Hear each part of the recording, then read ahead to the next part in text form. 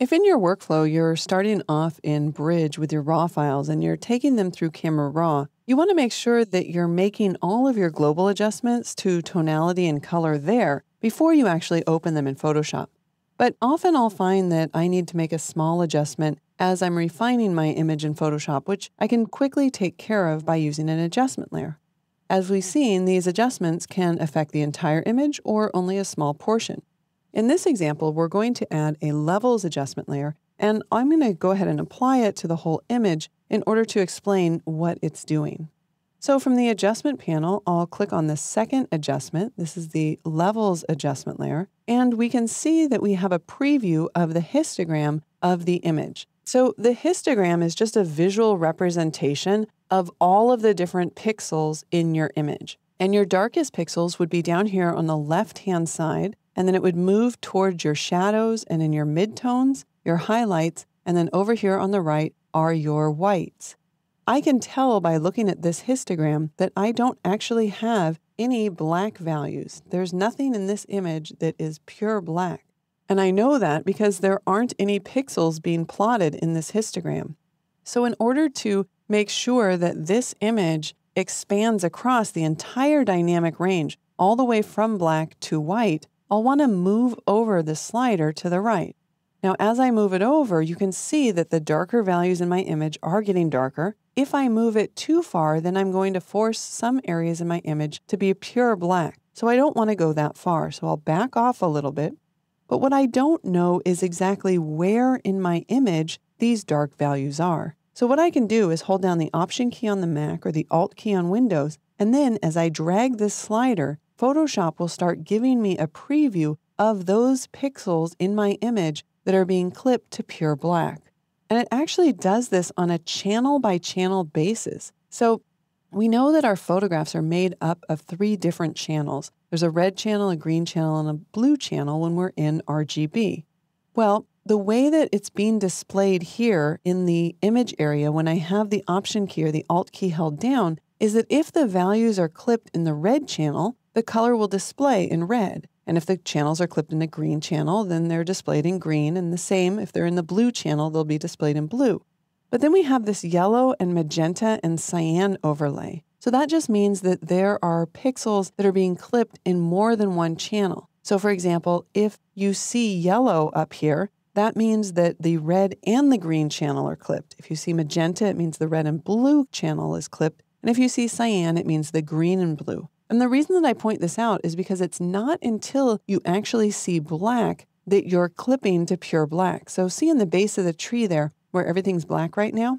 That's telling me that everything there will be pure black. Now, of course, that's an aesthetic choice, right? If I let go of the Option or the Alt key and we look at this, I could aesthetically decide that, yes, I want the tree black, but I don't think I do. So I'm going to hold down the Option key or the Alt key again, and we're going to drag this slider until I don't see any black in my image, because that means that there are no pixels being forced to pure black. There can be some yellow in there, there can be some red in there. But as long as there's no black, then I know that I'm not forcing anything to pure black, because when I do that, of course, I'm getting rid of detail in the shadow areas. All right, now I can also tell that there's a gap in my histogram between this value and the brightest value. So I'll scoot over the white point here by moving this white triangle to the left. Again, if I move it too far, you can see that I'm pushing pixels in my image to pure white. So let's back off on that. And again, I could hold down the Option key, in which case we're kind of seeing a reverse mask. And as I drag over to the left, you can see those areas that start getting clipped. And if I go far enough, sure enough, big areas start getting clipped to pure white. I just need to back off on that until I don't see any white pixels being clipped. And this really is important because when you print an image, the image is made up of a bunch of little dots, and our eyes are highly sensitive to patterns, and so our eyes immediately see those dots. If you have a photograph that, say, is a landscape and you've got these big puffy clouds in the sky, if you push those clouds to pure white, if there's no detail in them, then the printer isn't going to print a dot in that highlight. And your eye is so sensitive to patterns that your eye will move directly there, not only because it's the brightest value in the image, but also because it recognizes that there's no dot pattern. So although you can make an aesthetic choice and push your shadow areas to pure black, it's really not a great idea to push the highlight areas of your image to pure white, unless you're going for some kind of special effect like a really high key image. All right, if I want to preview what I've done, I can click the eye icon that toggles the preview on and off. You can see that with it off, I've got a much flatter looking image. The image isn't extended across the entire dynamic range. When I toggle on the eye icon to see the changes, we can see that we've really extended our histogram across the entire dynamic range. Now, it doesn't look like we've made a change to it, but in order to show you what's happening to it, I'm going to close the Properties panel for a moment. And under the Window menu, I'm going to select the Histogram panel.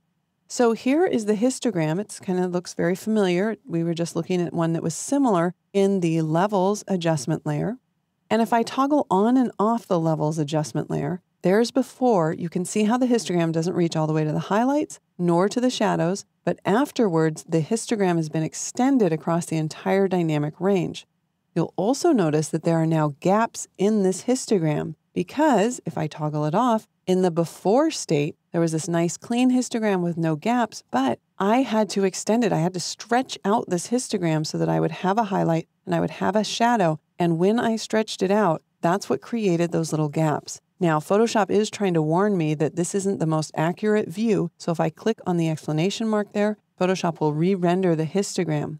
But I still have those gaps. And one of the reasons that they're so dominant in this image is because it is only an 8-bit image. You can see over here that I saved this file as a JPEG file in 8-bit. But if I were working in a 16-bit image, we wouldn't see nearly those gaps there.